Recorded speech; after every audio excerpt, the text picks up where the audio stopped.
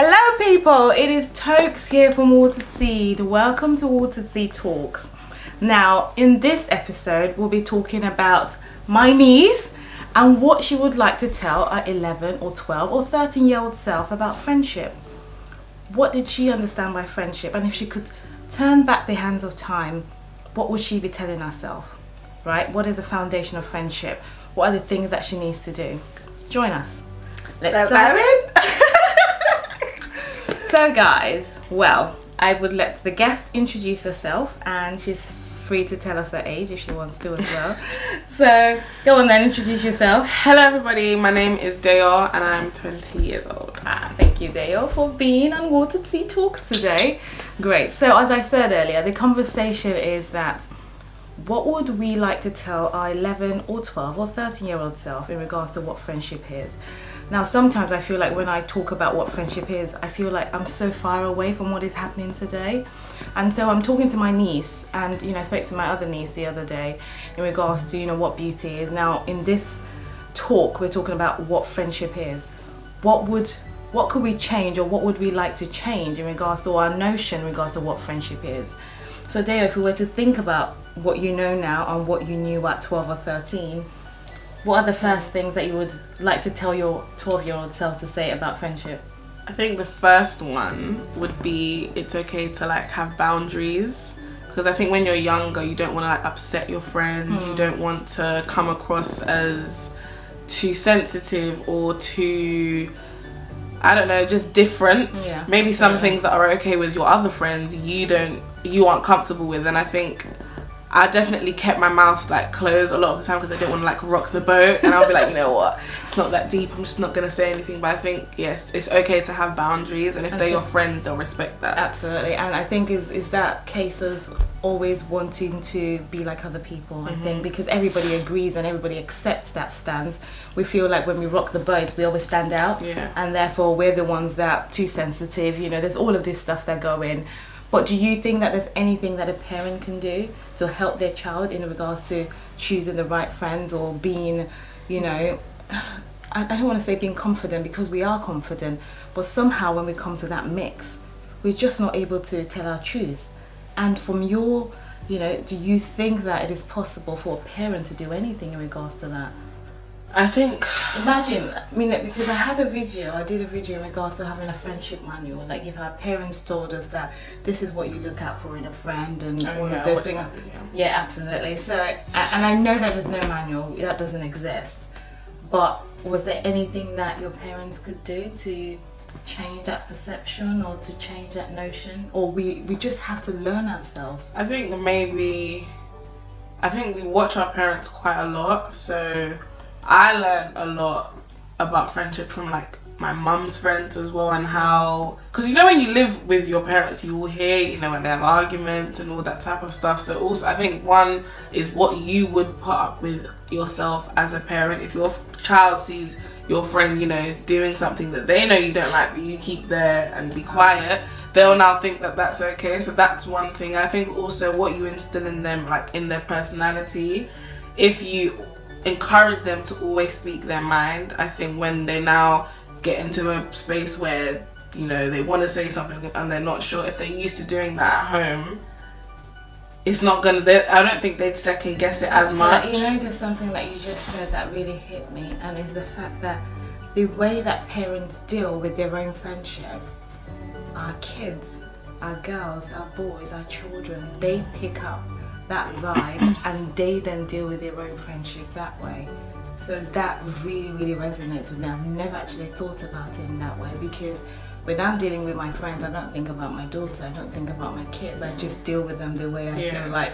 But really they are watching. So parents, I think that number one, and this is a good thing for us to learn, is the way that we deal with our friends matters with how our kids are going to deal with their friends as well. Is there anything else that in regards to just friendship in general? In regards to friendship in general? Yeah, absolutely. If you were to turn back the hands of time, what would you say? What would you say in regards to just, what about choosing friendship? Choosing the type of our friends. Do they have to be popular? Do they have to be the smartest kids? Yeah, that was gonna go on to my second point, that it's okay to have 2 friends. It's okay to have one. 2 groups of friends. 2 groups of friends. It's okay to have literally only 2 or 3 friends. You don't need to be the popular one. You don't need to have all the friends. You don't need to be friends with like the cool people. It's fine to have your own unique circle. Because when you're older, it's going to be a lot better because there's no drama. Because the more friends you have, the more drama. That's one thing I've learned. And I think I learned that when I was like in year 9. That's kind of when I left a lot of friends, and if you guys see the story, but I was just like, the arguments is just too much. Absolutely. And I just kind of had my own little circle. But yeah, having a lot of friends is not all that. I know, I think it's that. I think having a lot of friends also has to do with wanting to be part of a group.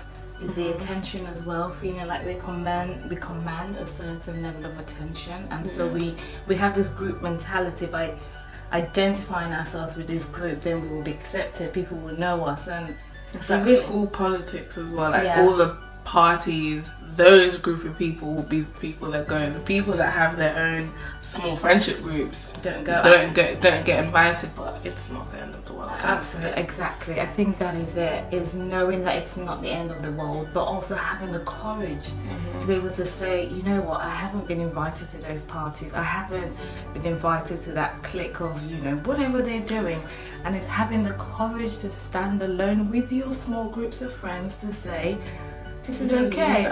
Absolutely, we you know, we don't, because I think I definitely remember the group mentality, and you know, there was always a group of people doing parties, and you always wanted to be engaged with those group of people, because you know that every time a party is out, that is the group to be with. But seriously, girls, we need to build the courage to accept that we don't need that. I mean, if you're part of that group and you love that group and they're genuine friends, good, that's fine.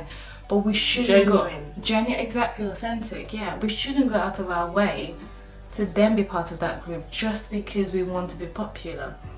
You know, it's just in the long run, like we said, the drama. You don't need a drama. We don't need a drama. It's gonna give you grey hairs. It is, absolutely.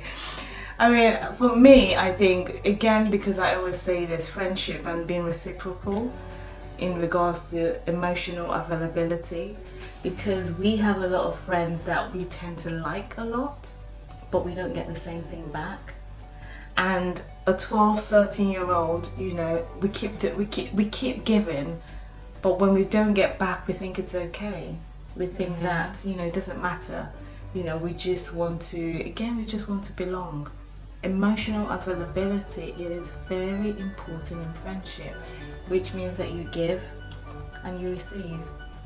But I was also going to add on to that, because I've gone through that. I was even talking about that with my friend the other day. I was going on a little rant on Snapchat that, you know, all you people that don't check on me and I check on you, I'm watching you. I said it. But one thing I would say is, don't let that like change who you are. Yes. Don't now say, because okay, I've, you know, been a good friend to this person and haven't been a good friend to me, that you're now not gonna reach out anymore and you're gonna be cold. Just don't let other people kind of like dim your light. I know, dim your light. I get it, but I'm also almost, but then also in reverse to that, be cautious as well. Exactly, because I think for me, because I read a lot of body language, so I get to a place and if someone's quite excited to have me, I'm excited too. If someone's quite snobby and sad to have me, we have the same energy. I then kind of go into my shell and I become sad. So I get what you're saying in regards to, don't let your light be diminished because a friend is not reciprocal. But I also think that in the long run, if that friend continues to be that way, what happens is then you keep giving more without knowing. It's like a placebo effect. You keep giving more in, but really you're never going to get more out. And it's selective. True, absolutely. And it could be damaging in the long run. So absolutely, I agree with that. Being selective. But who you give your energy to, who you allow into your like space. That's another thing, because when you have too many friends, it's too much like weird energy and weird people around you just talking, putting their own, and it just gets, I think when you have less, I wouldn't say having, when you have less friends, it's a lot more, it's like the quality, yes, it's a lot more intimate than just having loads of people, just like loads of different people that aren't, most of the time when it's like a big group of friends, they're not actually friends. No. It's more like it's a convenience, or like this is like the social, the popular people. We're just here because we're all the popular ones, and it's not really like a genuine like friendship where everyone cares about each other and everyone wants to know like what's really going on. It's just more like these are the people I go to parties with, and that's that. And they probably talk to their brothers and sisters at home, but usually those big popular groups, none of them are even friends anymore. I agree. Absolutely, that's what happens, because and you want to retain that friendship for much longer. So like the things that we've discussed already, you know, remember that having 2 or 3 friends is okay. We don't need big groups of people. You know, also remember that it doesn't have to be, you know, friends with the popular people, and, you know, create your own niche and have the courage to stay in that niche. Again is, you know, conversation about remembering who is in your space and who you let into your space, because that makes a difference as well. Now the big groups, for some it works, but most of the time, even from my experience, what happens is that there's just too much drama. So I really need you girls out there, seriously, from our conversation. I know we haven't been able to cover all of it, and I always say that I like to keep the videos to 10 minutes. I can see that it's literally getting to about 11 minutes, and we could really continue with this conversation, but I think in summary is that, girls, I really need you to be mindful who you let into your space. To have a good friend is, you know, one of the, you know, great gifts of life. And if we get it wrong from a very early on, you know, it damages a lot of things, not just our friendship, our future relationship. So I really hope that you have been able to take something away from our conversation. Deo, do you want to leave any last tip or anything in regards to just friendship in general for, you know, girls out there who are looking at this and thinking, okay, what do I do first? How do I start? Is it just being mindful? Is it just giving yourself space? You know, I think listen to your gut. Okay. Because there was times that I had gut feelings about people, but I thought, oh, you're just being paranoid, or you're this, you're that. And then the few years or 2 years down the line, they prove you right. So if you don't feel right about someone, it's okay. It doesn't mean you're a mean person. It just means maybe they're just not maybe the right like friend for you. But I think if you have a weird feeling about someone, or someone makes you not, I wouldn't say uncomfortable, but you just don't want to be, because there's been situations where someone wants to be my friend and I don't necessarily want to be their friend. You don't have to be their friend. So that's one thing I would say, like, follow your gut. If you don't want to be friends with someone, you don't need to be. Absolutely. And there's ways you can just distance yourself if they keep messaging you. You can reply and be polite, but kind of boundaries, like I said before, like create boundaries. You don't need to be friends with everyone. Even if they want to be friends with you, it's nice, it's flattering, but thank you very much. I know, I agree, absolutely. It's your gut feeling, isn't it? Because there's that thing inside of us that always tells us wrong from right. And if you can listen to it when you meet people, like I say, I think it makes a lot of difference. But also just be mindful. Be mindful. Don't be scared to have, you know, to create your own small circles, and be courageous. You know, have courage in everything that you do. Build your courage. Remember, courage is not the absence of fear, but it is courage that gives in the present. If fear helps us to understand that, you know, we're about to take a big step. So there has to be fear to have courage. So it's not something that just firemen do on all of it. It's all in all of us. So we need to take that step, even with friendship. I hope that you've been able to enjoy our videos. We will see you next time.